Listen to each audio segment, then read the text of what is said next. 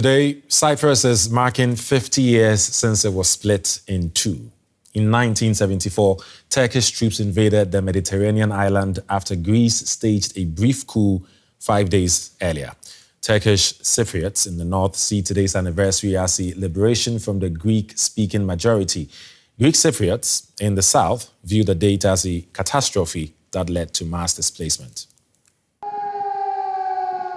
It's 5:30 a.m. and people in Nicosia wake up to the sound of sirens, marking exactly 50 years since the start of the Turkish invasion, which divided the Mediterranean island.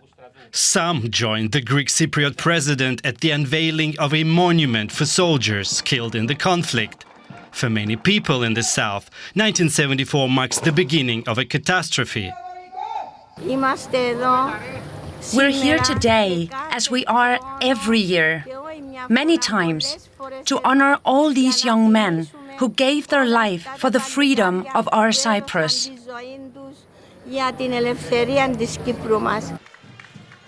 It's a different picture in the north of the island. Many Turkish Cypriots believe the invasion brought them freedom from the Greek-speaking majority. A military parade was staged there for the territory's leaders and Turkish President Recep Tayyip Erdogan. When we came to the year 1974, the inhumane attacks that targeted the existence of Turkish Cypriots had reached a peak.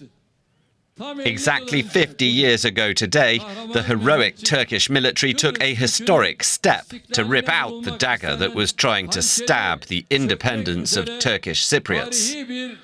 On July 15, 1974, the military junta in Athens staged a coup seeking to unite Cyprus with Greece. 5 days later, Turkish soldiers landed on the northern coast, eventually occupying a third of the island. A ceasefire was reached with UN peacekeepers controlling the buffer zone that runs through the island and its capital. 9 years later, the Turkish Republic on northern Cyprus declared independence, but it's only recognized by Turkey, while the Republic of Cyprus in the south became an EU member in 2004.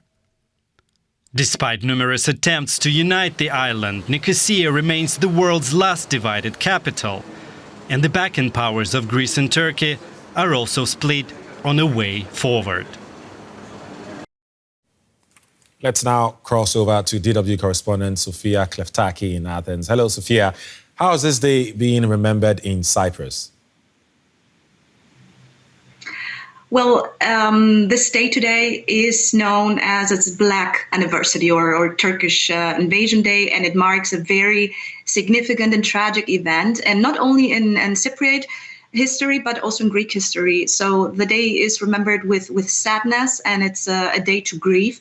And the celebrations for today's 50th anniversary, they began in Nicosia early in the morning. They will continue until late afternoon, and they're holding memorial ceremonies to honor those who died. We saw it in the video also previous. So there is space for stories for the victims, for the families of the victims, and of course speeches also tonight from the Prime Minister, from the Greek Prime Minister, who's visiting, also media coverage and various educational programs about the invasion's impact, as it has been 5 decades now.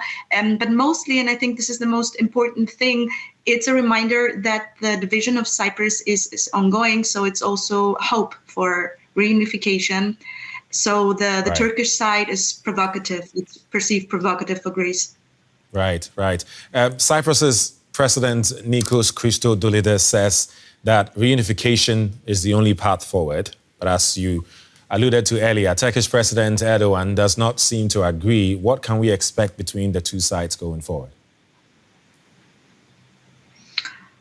Erdogan doesn't agree, and from a Greek perspective, he has been also very provocative with this speech by his parades, by the kind of celebrations. Greece on the other side, the Greek side, and the Cypriot side on the other side, they remain firmly committed to the solution of the reunification of Cyprus within the framework of the United Nations resolutions. And Cyprus and Greece will continue to do so.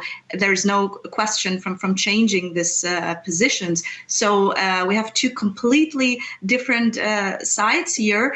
And the Greek-Turkish relations are tense for decades now, and this continues for the moment.